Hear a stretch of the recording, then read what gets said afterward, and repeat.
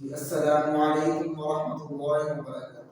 امید کرتا ہوں سب بہن بھائی خیر و عافیت سے ہوں گے۔ جیسا کہ آپ جانتے ہیں کہ نورانی قیادت میں ہمارا سبق جو چل رہا ہے، آج ہم نے تفسیر نمبر 9 کو بھی سٹارٹ کرنی ہے۔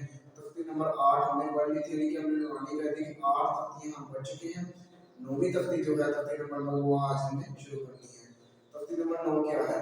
ہم پیچھے پڑھ کر آئے تھے خلیل قاد اور لین و مدہ، حروف مدہ و لین جو ہم پڑھ کر آئے ہیں، خلیل قاد اور حروف مدہ و لین، ان حروف کی مدد سے جو آگے الفاظ بنے وہ تفسیر نمبر 9 میں ہیں۔ اب ہم نے ایک ایک حرف دیکھا تھا خلیل قاد میں، اسی طرح حروف مدہ و لین میں بھی ایک ایک حرف کی طرح ہم نے سب کے اوپر اپلائی کیا تھا، ہر حرف کے اوپر، پھر ہم نے اس کو پڑھا۔ اب ہم نے ان کی مدد سے الفاظ بنانے ہیں، الفاظ بنا کر تفسیر نمبر 9 میں وہ الفاظ بنے ہیں، وہ ہم نے وہ پڑھنے اس کی مدد سے پڑھنا سٹارٹ کرتے ہیں۔ اعوذ باللہ من الشیطان الرجیم، بسم اللہ الرحمن الرحیم۔ سب سے پہلے ہمارے پاس لفظ ہے، اس کا جو پہلا حرف ہے وہ ہے حمزہ فرادبت آ۔ یہ دیکھیں حمزہ کے اوپر آ گیا فرادبت، یہ کس میں سے انہوں نے اٹھا لیا؟ پہلا حرف انہوں نے ڈال دیا حروف یعنی کہ وہ خلیل قاف میں سے حمزہ فرادبت آ، اس کو ایک طریقے پرابلم نمبر کرتے ہیں، میں نے بتایا تھا۔ اب آگے میم زبر با، یہ حرکات ہے، آما نون زبر نا، آمنا۔ جب بچے سٹارٹ میں پڑھنا شروع کرتے ہیں نا، انہیں پتہ نہیں چلتا، وہ آمنا ہی پڑھ جاتے ہیں، لیکن اسے آمنا نہیں پڑھنا، آمنا پڑھنا۔ کیوں؟ حمزہ کے اوپر آگے کھڑا تھا۔ اب ہم اس کو ایک الف کے برابر لمبا کریں گے، اس لیے سے آمنا پڑھیں گے۔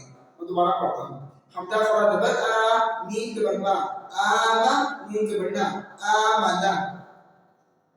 اس کے بعد ہمارے پاس اگلا حرف ہے حمزہ فرا دبر آ، واو فرا دبر با، آبا۔ یہ میرے خیال سے میں حروف خلیل قاف میں بھی ہم نے یہ پڑھا تھا، لفظ اس ترتیب میں بھی یہ آ گیا۔ دوبارہ پڑھتا ہوں، حمزہ فرا دبر آ، واو فرا دبر با، آبا، اور اس کے ساتھ آ گیا یا۔ میں آپ کو پچھلی ویڈیو میں بھی بتا چکا ہوں کہ جس طرح کے اوپر کوئی حرکت علامت نہیں ہوتی، ہم نے اس کو نہیں پڑھنا۔ آگے چلتے ہیں۔ آگے جو ہمارے پاس لفظ ہے، اس کا جو پہلا حرف ہے وہ حمزہ فرا دبر آ، نون زیر نی، آنی، یا دبر یا، آنیہ، تا دو زیر تین، آنیتین۔ اس کے بعد ہمارے پاس جو اگلا لفظ ہے وہ حمزہ فری زیر ای، لام فرا دبر لا، ایلاف در فی، ایلافی۔ اس کے بعد ہمارے پاس جو اگلا لفظ ہے وہ حمزہ یا دبر ای۔ اب یہ دیکھیں یہاں پہ حروف لین میں سے آ گیا، ہم پیچھے ہم نے پڑھا تھا حمزہ یا دبر ای، حمزہ واو دبر او، حمزہ یا دبر ای۔ اب یہ دیکھیں پہلا جو لفظ کے ساتھ اٹیچ ہو گیا وہ حروف لین میں سے آ گیا، حمزہ یا دبر ای، نون زبر نا، اینا۔ اس کے بعد جو ہمارے پاس اگلا لفظ ہے وہ ہے بادر بی، آخری زیر ہی، بی ہی۔ اس کے بعد ہمارے پاس جو اگلا لفظ ہے وہ ہے جیم الف مد زبر جا، حمزہ زبر آ، جا۔ اب دیکھا جائے تو جیم کے ساتھ الف ہے، میں نے آپ کو بتایا تھا کہ حروف مدہ میں الف مدہ کیسے بنتا ہے؟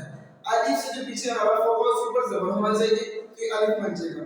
اب دیکھیں تو الف سے پیچھے جیم ہے، جیم کے اوپر زبر، یہ الف مدہ بھی بن گیا۔ اب الف کے اوپر مد بھی ہم نے دے دی ہے، تو ہم اس کو آٹومیٹکلی ہم نے مد تو اس کے اوپر نہیں کرنا ہے، 5 الف کے برابر یہ مد میں پہلے بتا چکا ہوں، پیچھے میں پڑھا ہوا تھا حروف مقطعات میں ہم یہ پڑھ چکے ہیں۔ اس مد کو کتنے الف کے برابر لمبا کرتے ہیں؟ 5 الف کے برابر۔ اب یہ دیکھیں الف مدہ بھی بن رہا ہے اور مد تو بن ہی رہا ہے۔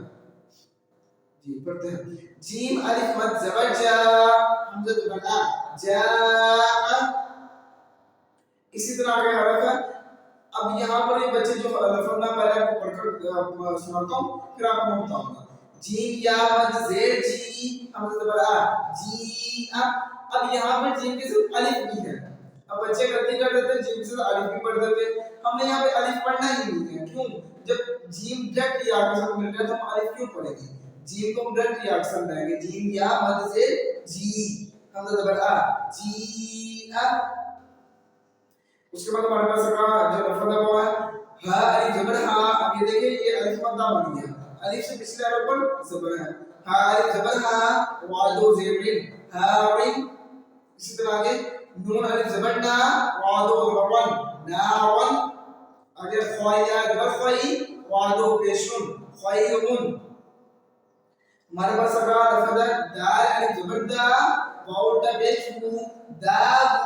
اب یہاں پہ الف مدہ بھی بن گیا، دال الف زبر دا، اور और उल्टा पेश दूं, वो उल्टा पेश भी बन गया फिर एक हाथ में से दावूद, चार पेश दूं दावूद